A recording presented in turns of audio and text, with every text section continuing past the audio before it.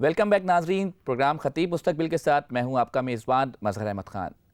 Break سے پہلے ہمارے ساتھ موجود تھیں اشال تنویر، جو کہ لب کشائی کر رہی تھیں اپنے موضوع پر۔ اس سے پہلے کہ ججز کی رائے لی جائے، اپنے ایوان میں سے تیسری مقررہ جن کا نام ہے صالحہ مرزا، تو صالحہ مرزا آپ کا ٹائم اسٹارٹ ہوتا ہے اب۔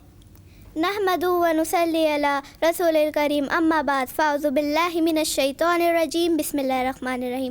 جناب اعلیٰ، آج جس موضوع پر مجھے گفتگو کرنے کا موقع ملا ہے وہ ہے روزے کا مقصد۔ روزہ ہر مسلمان عاقل بالغ مرد اور عورت پر جس میں کہ روزہ رکھنے کی طاقت ہو فرض عین ہے۔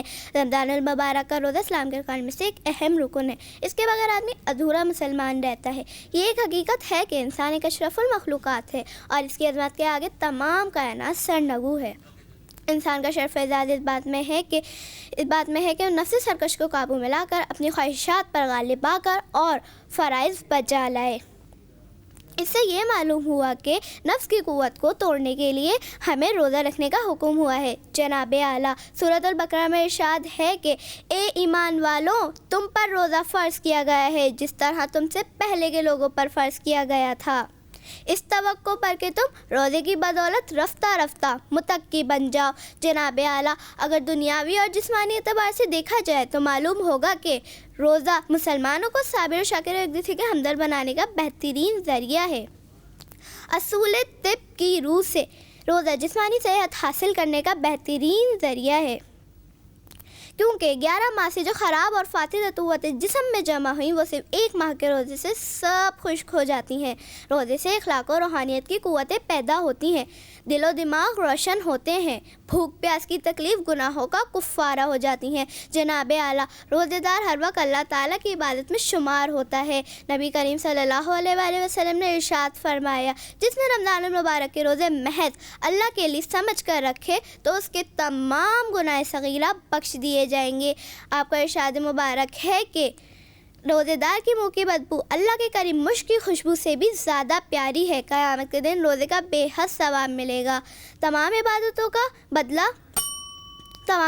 کا بدلہ فرشتوں کے ذریعے دلوایا جائے گا، لیکن روزہ ایک ایسی عبادت ہے جس کے بارے میں ارشاد ہے کہ روزے کا بدلہ میں خود دیتا ہوں۔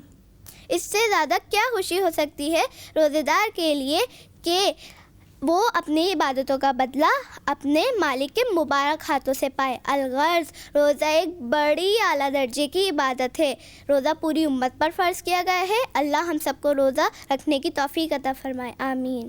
ویری گڈ صالحہ، بہت اچھی طریقے سے آپ نے اپنی اسپیچ ڈلیور کی۔ آئیے ججز کی رائے جانتے ہیں صالحہ کے بارے میں بھی اور اشال تنویر کے بارے میں بھی۔ تو علی بھائی پہلے بتائیے، اشال تنویر کی اسپیچ کیسی تھی اور پھر صالحہ کی؟ مظہر، اشال کی تقریر جو ہے وہ مجھے تقریر نہیں لگی، مجھے لگا کہ کلاس روم کے اندر جس طرح سے آپ ایسے ریڈ کرتے ہیں وہ انداز تھا۔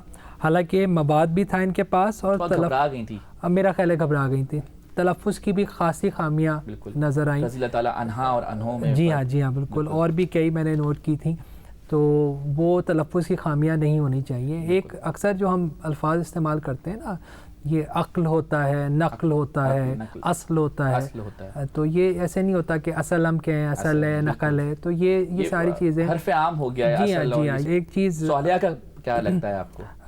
صالحہ بہتر رہیں، لیکن صالحہ کا بھی وہ جو میں نے ختیجہ کے حوالے سے بات کی تھی، ان کی بھی باڈی لینگویج کے اندر مجھے تھوڑی سی کمی نظر آئی ہے، اور تلفظ کے اندر ان کا مواد بہتر ہے لیکن تلفظ کی خامیاں نظر آئی ہیں۔ ڈاکٹر صاحب آپ کیا کہیں گے؟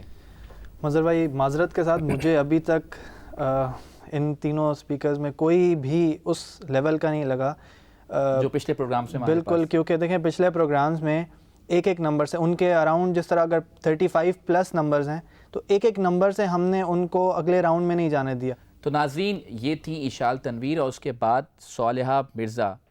ججز کی رائے آپ نے جانی ان دونوں بچیوں کے بارے میں۔ اس سے پہلے کہ میں اپنے ایوان میں سے آخری مقررہ جن کا نام ہے عریشہ کو دعوت دوں، پروگرام میں وقت ہوا ہے اس وقت ایک اور بریک سے واپس آئیں گے اور اپنی آخری مقررہ عریشہ ساجد کو دعوت دیں گے۔ ہمارے ساتھ رہیے گا۔ السلام علیکم ورحمۃ اللہ وبرکاتہ۔